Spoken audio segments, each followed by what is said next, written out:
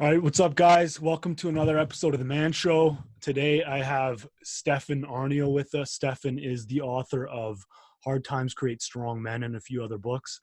Great to have you with us, man. Thanks for having me, Chad. Talk to me about this book. It's big, it's illustrated, but it's awesome. Yeah, man. So I went out to the jungle. This year I was in the jungle for a 40-day water fast. Previous year, I did an 18-day water fast. And I came home from the jungle, and I think I had eight employees at the time. And my little young boy employees who were 20, 21, 22, 23 years old, they were saying, "You're mean. I don't like you. This is my dream. I don't want to work here. And you're not helping with my dreams." And just a bunch of almost feminine complaints you'd expect from a group of teenage girls. Yeah. And so I sat these guys down for 6 hours over the week, and I gave them a how to be a man talk. And I got tired, and I said, okay, well, I'm going to write a book so I don't have to repeat myself. Yeah. And 11 days later, I had Hard Times Create Strong Men finished, and it's 624 pages, 151,000 words. Yeah, and it's what does it mean to be a man in the modern world in money, sex, religion, and politics.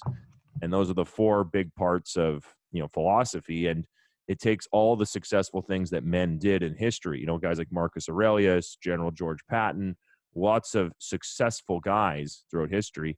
And it takes those guys and puts them into one book and says, this is what successful people did through history. Be a man, follow it. Mm-hmm. And so it's Hard Times Create Strong Men. We're not in hard times right now. The quality of life has never been better. It doesn't matter your income. So how do guys become strong men even when they have everything at their fingertips with ease? How do they become strong men today? Well, this is the problem, because we live in a world now where it goes hard times create strong men create good times create weak men create hard times. Yeah. And we're at the end of good times create weak men. So we got the Starbucks barista boys, the soy boys, I think I'm a girl and wearing a dress, but I'm not boys. We got all the different types of boys. And, we were talking about Dollar Shave Club, and they got transvestites on there. I don't know, shaving their vaginas or shaving their legs. I don't know what they're shaving. Or tucking and shaving. Talking and shaving, whatever. Tucking. Tucking. Yeah. You tuck it back. Sure, I don't know. Tuck your penis and your balls back so you can shave your mound. So whatever's going on there, we're in this totally luxury time of history. And after that, that's when hard times come in. Hard times create strong men. It's kind of like pressure makes diamonds. Men become men when they have to be men. Yeah. And, the intro of the book talks about, landing in D-Day, and you got 15, 16, 17-year-old boys landing on the beaches of Normandy to kill Nazis. Yeah. And those same boys today are in safe spaces and cry spaces in universities, crying and getting held by their mummy. Whereas, 80 years ago, we were dropping them off on beaches to kill, the ultimate enemies. And the Nazis were loading up their 15, 16, 17-year-old boys to kill our boys. So it was, hand-to-hand brutal bloody warfare 80 years ago. And now the cycle is 80 years. So hard times create strong men is 20 years. Strong men create good times is 20 years. Good times create weak men is 20 years. And weak men create hard times is 20 years. So we're at the point right now where 2020 is coming up, and that's when the next world conflict is going to be, or the next civil war. And that's where hard times create. Yeah, exactly. That's where hard times are really creating strong men. Because you ever seen Cinderella Man? Is that a boxing movie? It is a boxing movie with Russell Crowe. Yeah, I think I did see it. That's a great movie. He's in the Depression. He goes from being at the top of his game, loses everything, and then has to basically claw his way back, has to take some government sustenance, some government paybacks or welfare or whatever, but he pays it back when he gets into the good times again. But the Depression, those people that went through World War II, they went through the Depression, they went through those hard times. But at the same time, you're writing this book. We got Trump, who's a man, as president. We've got Trudeau, who's a lady, as prime minister. Dude, hold on. I got to give you a gong. Yeah. What too far. He's well, anyway. But we got guys like Jordan Peterson. We got like Jocko Willink. We got these guys who are coming out of this, and they've got a massive following. It's like men want to understand how to become men. So there's that desire where you'd think weak times would just lead to complacency, and I'm sure it is, but then there's a lot of guys who are pushing back towards this. Like, do you think there's hope, or do you think it's kind of we're going to go through these hard times regardless? Well, I think there's two things going on. Men want to be men, Yeah. and women want men. So like this book, Hard 100%. Times Create Strong Men, is Yeah. really popular. Like women love it, men love it, because guess what? Men want men. Like men want to be men. They want to be Yeah. men for other men. Men want men in their lives, and Mhm. women also want men. Mhm. So I thought I was going to get a whole bunch of haters, and like my platform is real estate, how to make money in real estate, how to Yeah. be a millionaire, or how to sell stuff. And I didn't plan on putting out this book. It's rated R. It's offensive. It's got nudity, violence, sex, killing, all these things in it.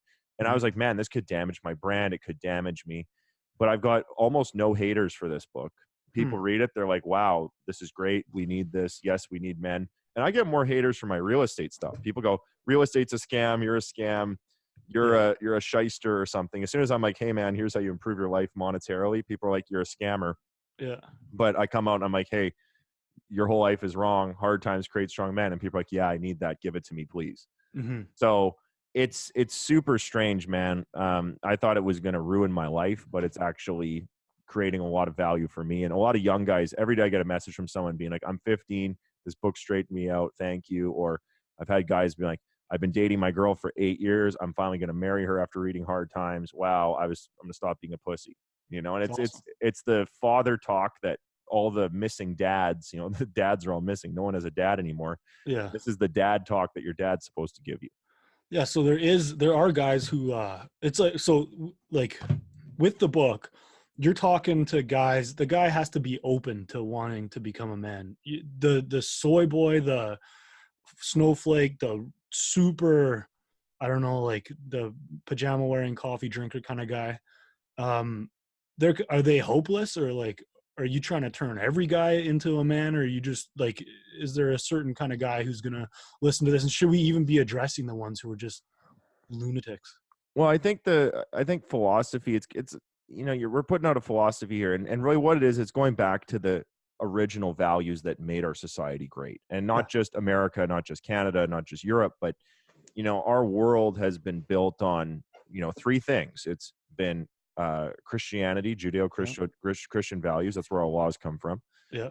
Second thing has been capitalism, which is the free market and freedom. Yeah. And then the third thing has been gender differences, having men be men and women be women. And those three 100%. things, it makes like a triangle.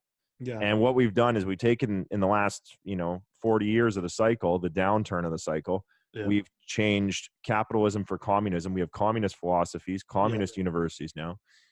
We've taken out Christianity, Judeo-Christian values, and they put in atheism, which atheism doesn't give you any benefit whatsoever. There's No. no upside to being an atheist. You might as well be a pastafarian and put a pasta thing on your head. You're better off than an atheist. Like Yeah. atheism doesn't give you any value in your life. Yeah. And then we've traded gender differences and complementary genders for a homogenous gender where men and women are the same. And Mhm. that doesn't serve men, it doesn't serve women. It's just as absurd as taking a dog and a cat and saying that they're the same. A dog and a cat are Yeah. totally different animals. And you know, you can't take a cat out for a walk. Like cats don't like to be walked, you know. Yeah. And you know, you watch a guy like Joe Rogan, he talks about vegan cats, people trying to make their cats vegan. Well, you can't Yeah. do it. A cat's a cat, it has its own life. And men and women are just different. And if we embrace those things that got us to this point, I think we can fix it. But unfortunately, this is the cycle of history, and what goes Yeah. up must come down. So we will have to go through a painful time to relearn the things that we forgot. Like you look at, you look at Rome, and Rome had similar things. Rome was, um they were a hard, disciplined, stoic. I read a book on Cato, and they wore rags, they played battle, they had conflict as kids, even if Right. they were wealthy and stuff. And then they softened, they became more tolerant, they They became became more Epicurean and social. chased Yeah, pleasure. exactly. And Yeah. they fell to barbarians who were stronger and tougher. And you go to Rome, and the buildings were ransacked by barbarians.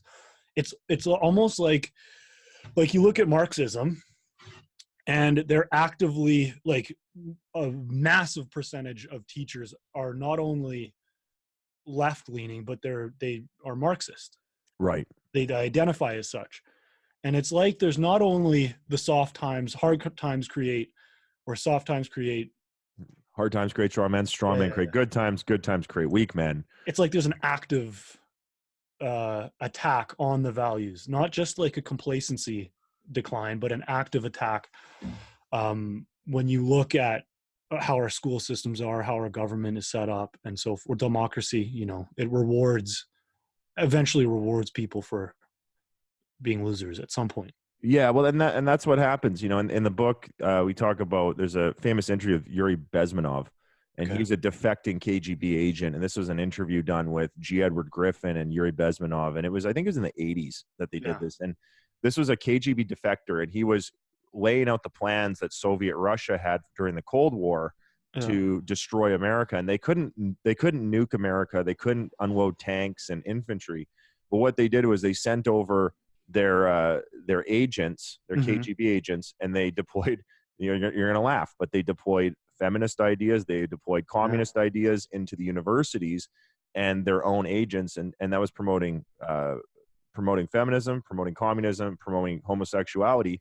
And that's called subversion. So they subverted the values of America, and now here we are, in 2019, and those people are now in power. They run the universities. The number one book in the university is Karl Marx, Das Kapital, for economics, which is a failure of economics. And so, like I said to you, that triangle of Americanism, which was capitalism, free market, Christianity, and gender differences. And the family, which is essentially gender differences. Which is how you have a family. Yeah, you have a man and a woman makes a family. Yeah. Now we have a different triangle. It's atheism, communism, and this homogenous mix of I call it feminism. I say feminism failed. And I don't say that to attack women. I like, women are great. I don't want to attack women at all. They're just different. They're different creatures. They do things differently. Yeah. And like when you look at the stats, like 0 Navy SEALs are women.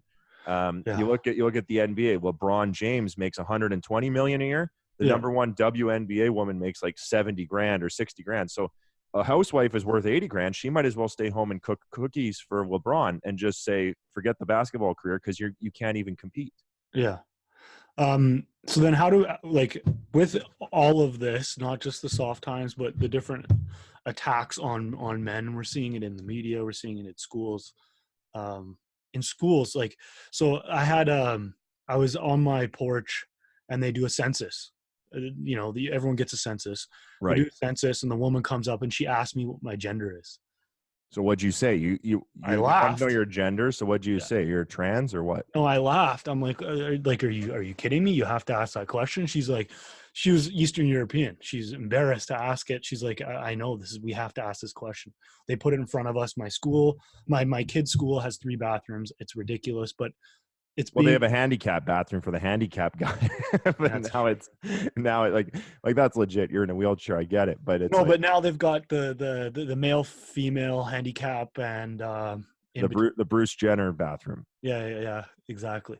But it's an attack happening to us. It's making it's easy to go the not be a man route. It's more difficult to go the be a man route. It's obviously more fulfilling. So then how do guys in these strange times become men? Like, what do they have to do to actually rise up and act as men? And it's not going to be easy, but they have to do it. Well, and that's where a book like this comes into play. 5 years ago, a book like this, Hard Times Create Strong Men, wouldn't exist. It wasn't needed. It wasn't this bad. A guy like Jordan Peterson 5 years ago, whatever, people wouldn't even hear about him. Now he's important. And guys like Jordan Peterson, books like Hard Times Create Strong Men, guys like me, like I have a mentoring business where I mentor people and how to make money. That didn't exist in 1950 because you had a legit mentor. You didn't have to go buy a mentor. Your dad would teach you. Exactly. Or maybe your employer, there'd be like a mentor-mentee relationship naturally. Well, now we're in a world where you have to buy your own masculinity. You have to go buy the book and learn how to be a man because you don't have a dad anymore. Your dad is gone. Or in the case of my dad didn't have a dad, so his dad didn't teach him how to be a man. Yeah. And then he couldn't teach me. And this is the troublesome thing in society now is your feminine female kindergarten teacher, and then your female elementary school teacher, and your female high school teacher, and your female professor can never teach a boy how to be a man. Like, it's No. impossible. Even if she has the exact words coming out of her mouth, men need to model other men.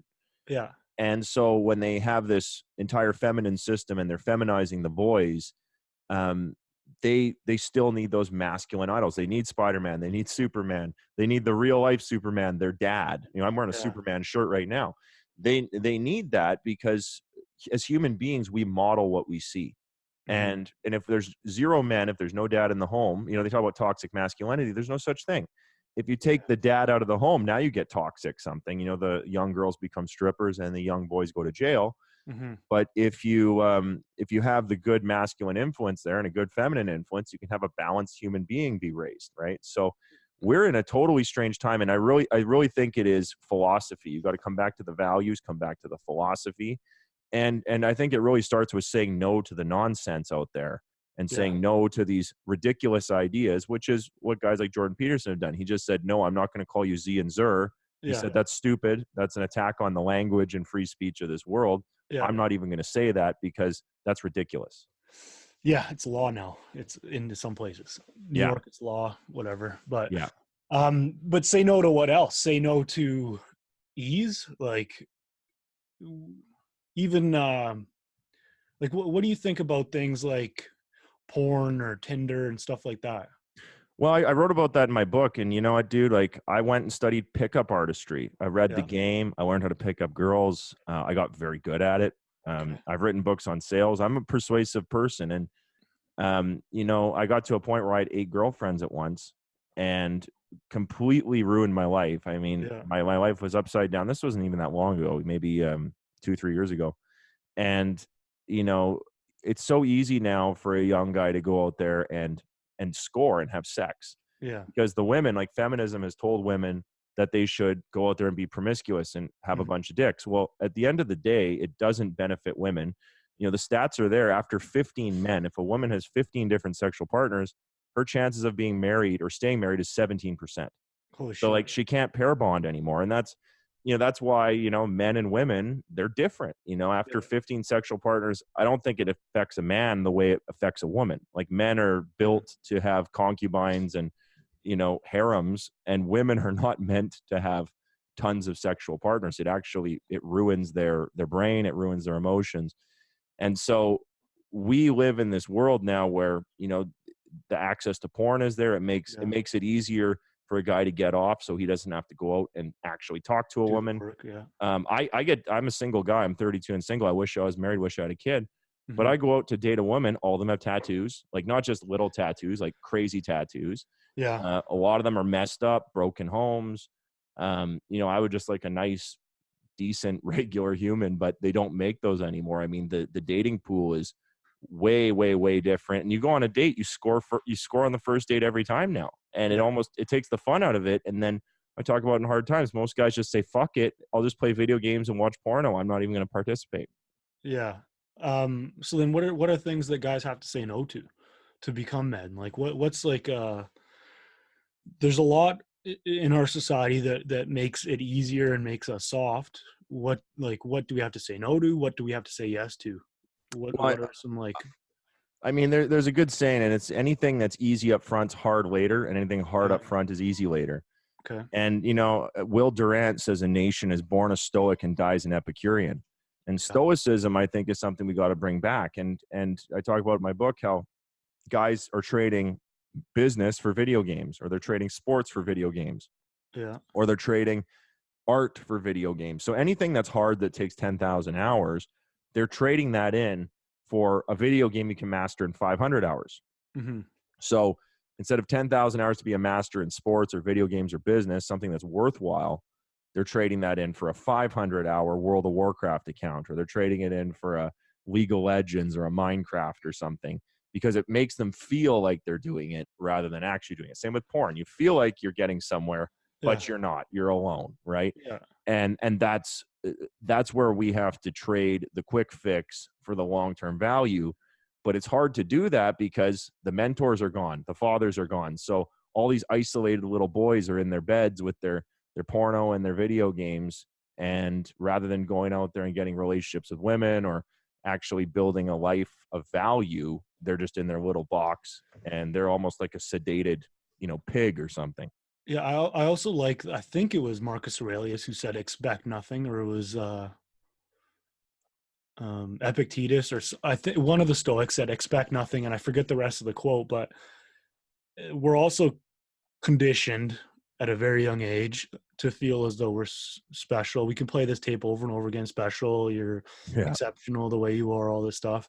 You're a beautiful and unique snowflake. Exactly. And then social media shows us a perception of people who are special, who are whatever. And we think we have these expectations that we're going to get what we want eventually, but we don't understand what we need to do to get there. And I think a lot of guys are just coasting and waiting, and not enough of them are doing the work, grinding, really getting down and dirty, and sacrificing. And I think it's a lot. It's a lot of it is these expectations that are set up consciously and unconsciously from a young age, and they continue through adulthood. So I think it's just a different form of being a pussy. You might be going to the gym, you might be getting strong, you might be doing all that stuff, but you're still not doing what you need to do to get what you want. Well, let me add to that, Chad. I mean, success is painful, and you have to pay in full for it. Yeah. And I run a school here called Black Card University, and we have a Millionaire in 5 Years program, and that's not some get rich quick thing. It takes 5 years. It costs $150,000 over 5 years. And we make you do things like flip houses, raise money, learn to sell. All these are uncomfortable things people don't want to do. And people always ask me, "Hey, Stefan, how do I get rich? How do I get financially free?" And I say, you have to learn to sell. Yeah. And that is the one thing people don't want to do. They don't want to sell. And same with, everything in life that is good for you, usually you don't want to do. Going to the gym hurts.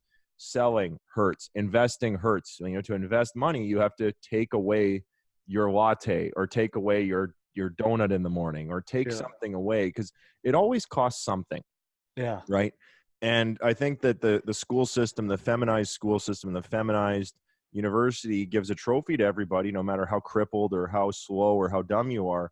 You always get a trophy. But the reality is, in the jungle, there is no girls basketball. There's no smaller ball and lower hoop with weaker, slower players. The players in the real jungle are 7 foot tall black basketball guys who'll kick your ass. So, we have this illusion in the school system that, it's going to be okay, everyone gets a trophy, and then you get out in the jungle and it's 7'2" black guys dunking over your head, and you're not prepared.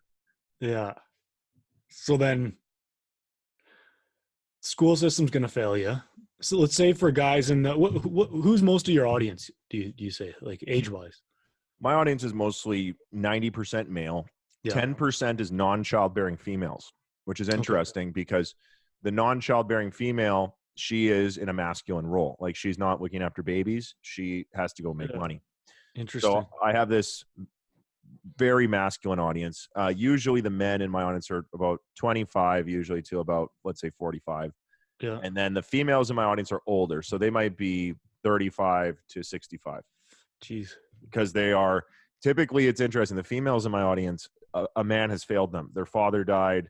Their husband died. They got divorced. Some shit happened with a man, and it put them in the masculine role. Like, they didn't wake up in the morning and say, I want this. Yeah. They got there. It's like J.K. Rowling, world's richest woman in England, wrote Harry Potter. She was like, I don't know, divorced, single mom with a kid, and she had to make it, right? She couldn't just stay home, bake cookies. She was riding the train every day, being broke, and she fantasized about how great it would be if this train took her to Hogwarts and she met Harry Potter, and she started writing the books. So when women are forced to survive and go on the frontiers of survival into the masculine role, that's when they join something like my company. Yeah. So then what do you like, what for the men then, what's their main issue you find? Well, I think a lot of it is fear. It's you versus you, And I was thinking about Peter Pan the other day. I'm writing Hard Times 2, Hard Times 3, Hard Times 4 right now. So it's going to be a 4-book series. And one concept I want to put in, I think it's going to be the 4th book, is Peter Pan. Yeah. And Peter Pan is, he's a young boy. He's having adventures with the Lost Boys. He's in Neverland. He doesn't have to grow up. and he's got two paths in his life. He's either grow up and marry Wendy and have a family, Mm-hmm. or if he keeps playing around in Neverland, he's going to turn into Captain Hook. Yeah. And Captain Hook is the older version of Peter Pan who now has a pirate ship with pirates. And I think the alligator or the crocodile bit off his hand, which I think the crocodile represents a woman. She bit his hand off, and now he's fucking Captain Hook. So the story really is Peter Pan versus himself, because it's Captain Hook is him, the older him. Yeah. Right. So, you know, when you're a young man and you're struggling with yourself. You know, Peter Pan is him versus him. And is he going to join the world of women and family and grow up? Or is he going to become Captain Hook? And he's resisting both, right? He's resisting Wendy and he's resisting Captain Hook. Yeah. And that's what I think that's what being a man is about. It's you versus you and the struggles you have with yourself. And I guess it's a lot of guys get into a state of being comfortable, and then it's very difficult to do when you know that a lack of comfort is where growth occurs. Right. But to actually get into that lack of comfort, it's Right. not. It's a thing that most guys most people won't do because comfort's easy. Well, and it's pressure makes diamonds, you know. General George Yeah. Patton used to say pressure makes diamonds. And it's just like my program. It's 150 grand. Most people are like, oh my God, I don't want to go through the pain and suffering of time, effort, energy, money, and spending all that Yeah. to become a millionaire. Well, that's why you're not a millionaire, because people who are millionaires, they invest more, they put in more. Guys like Michael Jordan, he puts in more. Guys like Wayne Gretzky, he put in the most, right? Yeah. So whenever you see guys winning, those guys just put in more. Like someone said, wow, you're very inspiring to me. That I said, I just paid the price. Nothing special about me, dude. I just paid the price for what I have. It's a very high price. And that is what it is. Yeah.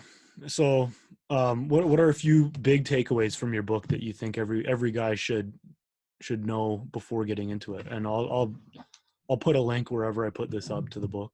Yeah, well, I think the first chapter, right at the beginning, it says a man's purpose is his work. Yeah. And Okay. that's where we got into this whole topic and this whole subject. Was my young guys were being hired and paid every day to do their work, and they weren't doing their work. Yeah. And I think that, you know, my own father, he struggled with the idea of work, and a man's purpose is his work, and work is not play. It's not fun. It's not sexy. It's not lying around on the beach with a laptop 4-hour work week style. Work is work. Like, you might be shoveling ditches or digging graves or putting, I don't know, the end of the penis head on the dildo at the factory. Like, whatever your job is, that's your job. And when you're a man and you do that mundane, boring, horrible work, you get to upgrade eventually to better work when you do a good job. You do a good job, you get a better job. You earn the right to better work. And we live in this world now where the young boys think that they're just going to get handed the keys to the Lamborghini in 2 minutes. Mm-hmm. Fuck you. You don't get the keys. You got to go put penis heads on dildos, or you got to go dig ditches or whatever it is. You know, you're the guy doing all the shitty work, cleaning toilets. And once you clean enough toilets and you do a damn good job of cleaning toilets, you're going to get offered a better job, right? Because somebody above you is going to get fired or leave. Then they're going to say, oh, we need someone. Hey, how about the penis head dildo guy? Let's put him in there. Right? They put him in that job. Now you're upgraded to, I don't know, putting the balls on the dildo or whatever the next job is, right? I like how they're all separate parts. You got to squeeze them on. And you got to put the penis head on first, then you put the balls on. I mean, that's the point. Like, the jobs are interchangeable, but, you know, a woman, her purpose, her feminine purpose is the family.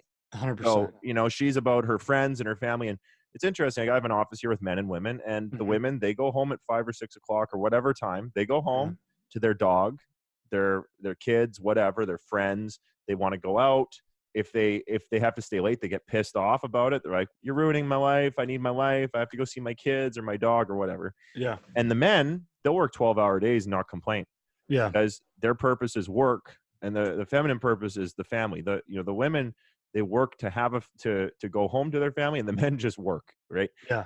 And it's interesting because men, we don't have a uterus, we don't have ovaries, we can't bear children, 0% chance. Yeah. And then the women, they have that divine sacred womb, and 100% of the kids are born through women. Mm-hmm. So, you know, those two things, those are very, very different things. And for a man to be a man and respected by men and respected by women, he must be good at his work. That's the first thing in the book. The first thing in the book, be good at his work. Right. And there's a lot There's a lot said with playing the long game too, as far as you talk to a lot of young guys. You probably talk to them more one-on-one, but they Mm-hmm. jump from job to job to job to job trying to find the perfect career or whatever like that. But all the research says that the most meaning and success comes after like 10 years in the same job. Right. 10,000 hours, 10 years, 10,000 hours. That's what my Yeah. podcast, Respect the Grind's about. Oh, that's awesome. Yeah, but we're sold the quick, we're sold the immediate, we're sold instant gratification. But they just have to get out of this mindset that it's going to come quickly or Mm-hmm. easily, and we're not just talking about the money. The money is important, but that meaning and the fulfillment that everyone wants from a job, it's going to come eventually. You just have to stay with it. Well, I think that's with everything nowadays. I mean, even you look at relationships, and I wrote about this in my book. 150 years ago, it went like this: you had a farm, Yeah. and you wanted to get married, so you went to town and you got like a 14-year-old girl or a 16-year-old or whatever. Like people were younger back then. Yeah. So you go get a 14-year-old. You say, "Come work on my farm." Boom, we're married. You get married the same day. You go back to your farm. You start working the farm, and you didn't love each other. You were just two people got together, had a farm. Now you have a Yeah. farm. And so in the old days, it went work first, which turned into love, which turned into growth. Yeah. And that's how people lived. And that was the mentality. And nowadays, people want love first. Yeah. And maybe never get to work and they want growth, right? So it's like, it's all fucked up because if you go for work first, eventually you'll get love. And if you go, then you'll get with love, eventually growth. But if you just go in and, people get together like, I love you, baby. And she's like, I love you back. And then one day she doesn't love you because love comes and goes, right? So there's days where there is no love. And then they go, oh, I don't love him anymore. Let's divorce. Let's break up. Let's go try it again. Then you're going to go ride the ride for 2 years with infatuation and love. And then they break up again. And then they go back in. Oh, I want to feel the love. I want to feel the love. But I don't think it's about the feelings. It's about the commitment to the work. Yeah. Right. And if you're committed to the work and committed to the long-term game of whether it's a relationship or a job, you will love it eventually and you will grow eventually. But people go in looking for love and growth right away. Whereas you just got to put on the shovel and start shoveling or get that factory. Time. Don't compare yourself to anyone else. That's right. That's right. And be good with the mundane, like the mundane things, get into that and get good at it and enjoy it and appreciate it. And find meaning in the suffering. Oh, bro, I got to gong you. Oh, damn. Victor Frankl. Yeah, you got to find man's search for meaning. Find meaning. And I think that is what we are looking for. We're looking for meaning in all of this. We are, but we create it. That's the thing. We create it. We're not going to find it in like some magic, whatever thing. We're going to create it. It just takes time. Chad, we're all just here working in the dildo factory, screwing the penis heads on dildos. And the guy who, or the balls, some of us have move up to the balls. And you know what? If you love doing that, if you find meaning in screwing those penis heads on the dildos, then you can own the factory one day. Or maybe one day you could be the mold, the guy who You're the mold. You're the mold. One day you'll be the mold, the model. Exactly. Yeah, I like that. That's actually a really great analogy. That's a great evolution to this career we created. Yeah, everybody wants to be the model for the dildo, but you're just the guy screwing the head on. Exactly. Speaking of which, how about women? So like guys are whatever, we're on the whole, we're more effeminate, we're less self-reliant, all this stuff. Women are they're different than they were as well. I'd say their expectations are different.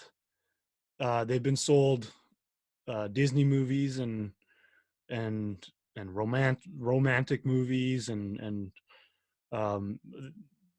they have completely lost their role. So how difficult is it to find a good woman? Oh, dude, it's impossible. Where the hell do you find them? It's actually, like, I don't want to say it's impossible, but it's increasingly difficult. As hard as it is to find a strong man today, it's just as hard to find a good woman. Yeah. And masculine strength has always been paired with feminine morality. And this is Will Durant. If you study history, he's a great historian. Okay. And he said in history, It goes, masculine strength is paired with feminine morality. And what we have today is moral men and strong women. So we have the flipped reverse. Okay. Where you can find lots of strong women and moral good boys. But at the end of the day, we want the strong man and the good woman. And so it's very, very hard. I think it's very hard to be a woman these days because they have feminism has taken over. And the idea today for young women is get a career, somehow be a mom, somehow maybe have a family if you got time, which you won't. Maybe marry a guy. Well, go fuck lots of men. And maybe if you're still around, maybe you'll marry one. And if you don't like him, you'll divorce him in 2 years. And 70% of the divorces are initiated by women. And it's mostly from dissatisfaction, which this isn't Walmart. You don't just bring back your dildo back to the factory when you don't like it anymore. You got to work it out, right? Yeah. So the poor women have so many conflicting ideas, right? Part of it is traditional Christian Judeo values, which is the idea of getting married. Part of it is feminism, which is like get a career and you don't need a man, be independent. Measure yourself by a masculine. Yeah, exactly. Measure yourself against a man, which is probably never going to win. No, it's and then they also have like some weird like tribalism where they just want to go out to the club and have sex. So like those three things don't really go together. Like philosophy can't be mixed. Usually, if you want to be a capitalist, be a capitalist. If you want to be a communist, be a communist. Yeah. Be a capitalist sometimes and a communist sometimes, or to be a feminist sometimes, and then to be a gender differences kind of person another time. That's where problems come in life. If you pick a philosophy, you stick to it, that's good. And I've got a quote in the book from, I think it's the Hypocrite Diaries. It says, you're a communist till you get rich. You're a feminist till you get married. And you're an atheist till the plane starts to crash. Well said. And married women are I think the most conservative group. Well, of course. They're super conservative because they're running things. And what's sick about our world is you have these rich, conservative, married women like Hillary Clinton tell poor women to get divorced or to have abortions or not get married. And if you look at all the richest people in the world, they're all families. They're all married. They have families. You look at the poorest people, they're all divorced and fucked up and single. And it's almost like misinformation for those. And they also say, hey, don't go to church, forget church. Well, they all go to church. The richest people all go to church. The poor 100%. People don't. And it's really sad, man, because it's literally telling the young women and the young men the opposite of what they need to hear. Yeah. And then on top of all that, you got to find a good fit. So there's a bunch of boxes you got to check, and then you got to find a good fit if you're looking for the right lady. Well, that's what I did, dude. I put the boxes in the book. And so a lady can just read that and hey, fit in the boxes. But dude, it is tough because like a lot of it is like, does she have an abusive dad? Does she have a good relationship with her dad? Well, a lot of women don't control that. There's personalities too. Like let's call a spade a spade. There's all these different things which make thinning the herd. Like you're gonna just meet someone now and be like, all right, no, but then there's also personality types that don't go well with cultures that don't go well together. There's a lot of different aspects that stand in the way of finding the right woman, because you don't just want to find any woman. And a lot of guys email me, I'm sure the same with you, with that problem of who the hell do you tie the knot with? Well, it's tough. It's tough, man. I do believe that, in my company, married men with kids are the top performing guys, and they outproduce everybody. Yeah. Combined. You take everyone else and married Christian men with kids, they beat everybody else. And what's shitty is to go find that, like, you pretty much have to go to a church and find her, or a university. Like, those are your two options, church, university, maybe a political rally. And that's pretty much it. And, I'm 32, dude. And, if I'm 32, I have to get a woman who's like maybe 22 to 26, because after a certain age, they've had too much damage. And before a certain age, well, that's just too young. So it's like a very small sliver of marriageable years in there where it's actually going to work, unless you go with like a stepmom or something. But I think if you get like bad idea. I think a girl with a kid, oh man, that's a slippery slope. The other guys around and oh dude, and after a certain age, if she's cute, she's got kids. Like that's just how it works. The cute girls get kids. Yeah. Well, this is a uplifting conversation. Yeah, bro, exactly. Well, Yeah. dude, I think dating today is way harder than ever. Like with the Tinder and Bumble and Yeah. seeking arrangement or whatever sites are out there, it's harder and harder and harder for someone to just be normal and meet someone normal. I mean, it's almost impossible. Well, my grandparents both, well, I think my nona, my nona, my Italian grandma, I think she married my nono because he had a house. And that did that didn't go well though. He was a bit of a prick. And then my grandparents have been in love since they were 14 and they're in their 80s. Wow. That's how it ideally used to go. You just marry someone that you met in high school. Yeah. Yeah. Oh, exactly.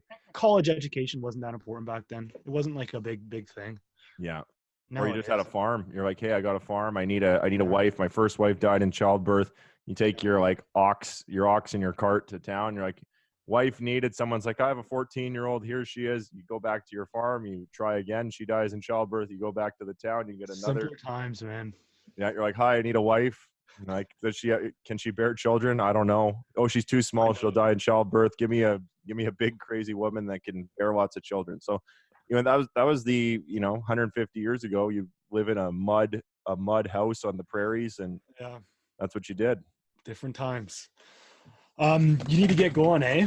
We're Yeah, I coming to got to. about an hour. Yeah, I got to run in a couple minutes. Okay, we'll do give me 3 books that every guy should read, and then I'll tell guys where to get this on Amazon, right? Hard Times Create Strong Men on Amazon. Yeah, you get on Amazon or Hard Times Strong Men to get it direct, which I prefer. Okay, Hard Times Strong Men. hardtimestrongmen.com. Yeah, yeah. So top 3 books I think every man should read. In what subject? Are we talking just being a man? Success. How like you define like success for a man? If you want to, not just being a man, but how to be a successful man. Because I don't think every guy. So three that I quote a lot in Hard Times, I think, would be Marcus Aurelius' Meditations. Great That's book, a huge book on leadership, stoicism, amazing book. Another one I quote a lot is Fight Club. Okay. I think Fight Club is one of the greatest stories because it's about a man wanting to escape to freedom. And so he goes into the Fight Club and he creates this life of freedom. Yeah. And then the freedom becomes his bondage, and Fight Club turns into Project Mayhem, and he's back enslaved in his own machine. Huh. I think that's a great story about being a man. And then the other one that I would give to everybody. So Fight Club. Ayn Rand, Atlas Shrugged. Yeah, you mentioned that, and I still haven't read it, but I've got it now. It's 1,100 pages, bro. It's a good one. Read Hard Times first, and then Atlas. You'll like Hard Times, man. Okay. Yeah, those are great books. Appreciate it. Awesome. Well, thanks for having me, Chad. It's been absolutely great, and yeah, man, really appreciate what you put out there. I was sharing some of your content there. Appreciate it. This book's great, by the way. So I'll send to this interview, and then I'll get my guys to go pick up your book as well. Awesome, dude. Yeah, and give me a review. I'd love a review if you could. Will do. Thanks a lot, brother. All right, thank you, man. Have a good one. We'll see you, Chad. Bye-bye.